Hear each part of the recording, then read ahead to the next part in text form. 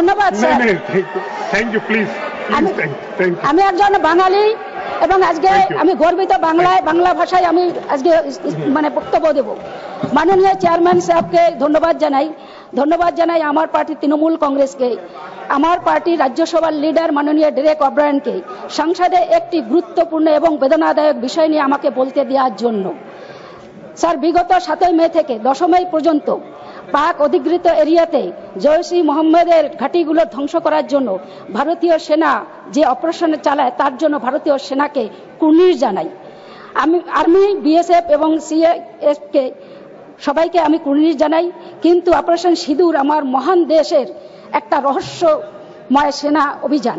কেন রহস্যময় অভিযান সেটা বলছি। কিছুদিন পিছিয়ে গেলে দেখা যাবে 22শে এপ্রিল পেহেলগাঁওতে 4 জন উগ্রবাদী এলো, ধর্ম জিজ্ঞাসা করলো এবং নিরীহ 26 জন ভারতবাসীকে খুন করে হেঁটে হেঁটে পাকিস্তানে চলে গেল। কেউ ধরতে পারলো না, ঠিক যেমন করে 14ই ফেব্রুয়ারি 2019-এ পুলওয়ামায় অ্যাটাকের দোষীরা এখনো ধরা পড়লো না, ঠিক তেমনি 22শে এপ্রিল দোষীরা হেঁটে চলে গেল, ধরাও পড়লো না, মারাও গেল না। এর থেকে বোঝা যায় পৃথিবীর এমন দায়িত্ব জ্ঞানহীন হোম মিনিস্টার আর একটি আছে বলে আমার জানা নেই। 22শে এপ্রিলে পেহেলগাঁও আক্রমণের পরে যখন আমরা সমগ্র ভারতবাসী এক হয়ে উগ্রবাদীদের জন্মভূমি পাকিস্তানের ধ্বংস চাইছিলাম, যখন শাসক দল বিরোধী দল সবাই এক হয়ে পাকিস্তানকে আক্রমণ করে ধ্বংস করতে চাইছিলাম, কেন্দ্রীয় সরকার বড় রহস্যজনকভাবে চুপ ছিল 15 দিন। তারপর এলো আমাদের সেই কাঙ্ক্ষিত 7ই মে, কিন্তু 3 দিন পরেই অপারেশন সিন্দুর শেষ রহস্যজনকভাবে। জানি না পাকিস্তানের কি ক্ষতি হয়েছিল, কিন্তু আমি নিজেই কাশ্মীরে গেছিলাম। পুঞ্জ, রাজৌরি সব বর্ডারগুলিতে আমাদের নেত্রী মমতা ব্যানার্জির নির্দেশে আমরা তৃণমূল কংগ্রেসের একটি প্রতিনিধি দল গিয়েছিলাম। সেখানে যাওয়ার পথে আমাদের বিমান আকাশে দুর্ঘটনাগ্রস্ত হয়। তখন হয়তো একটু ভয় পেয়েছিলাম যে আমরা মারা যেতে পারি, কিন্তু দুর্ঘটনা থেকে বেঁচে ফিরে যখন পুঞ্জ, রাজৌরি, জম্মু বর্ডারে গেলাম এবং নিরীহ ভারতীয়দের দুরবস্থা দেখলাম, এতটাই দুঃখজনক শিয়রিত হামলা যে এখনো মনে পড়লে রাতে ঘুমাতে পারি না।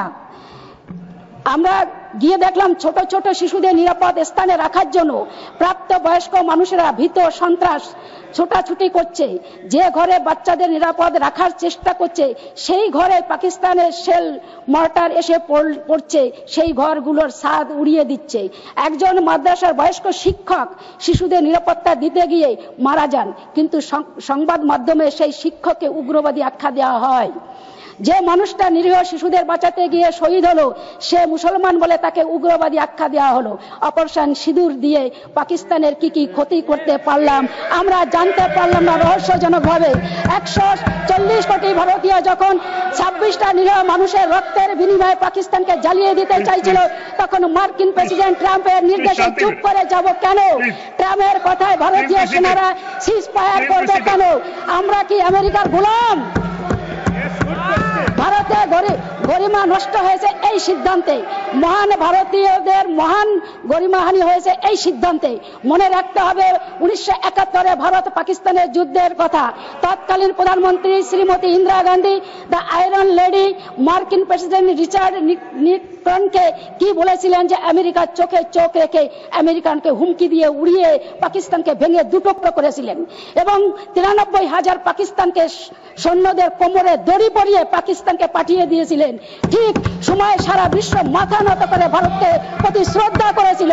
আর আজ সারা বিশ্বে দেখতে কিভাবে আমেরিকা আমাদের প্রবাসী ভারতীয়দের শিকল পরিয়ে দড়ি বেঁধে ভারতে পাঠাচ্ছে, কিভাবে পাকিস্তান অন্যায়কে সমর্থন করে পরে ভারত সরকার তার গোলামি করছে। নিজেকে নিজে বিশ্বগুরু ঘোষণা করলেই বিশ্বগুরু হওয়া যায় না।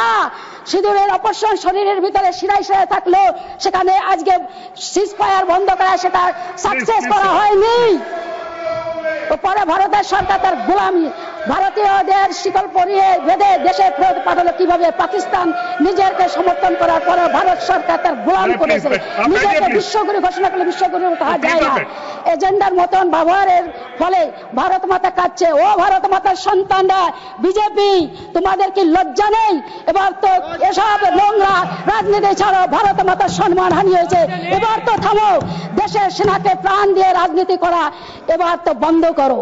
নরেন্দ্র মোদী, অমিত শাহ যখন ঠাকুর বাড়িতে যায় বাংলায়, পশ্চিম বাংলায়, বিনাপানি ঠাকুর আমার শাশুড়ি তার কাছে যায় এবং সেখানে যে ভোটের জন্য মাথা নত করে, সেখানে যে বিভিন্ন আজকে সেখানে মতুয়াদের এবং যারা বাঙালি তাদের হিন্দুদের বলেছে আমরা নাগরিকত্ব দেবো, কিন্তু ভারতবর্ষের যেখানে যেখানে বিজেপি সেখানে সেখানে তাদের উলঙ্গ করে তাদের আজকে দেখানো হচ্ছে, তাদের শরীরের জামা খুলে তারা হিন্দু না মুসলমান, সেটা গুরগাঁওতে কালকে দেখে এসেছি আমরা।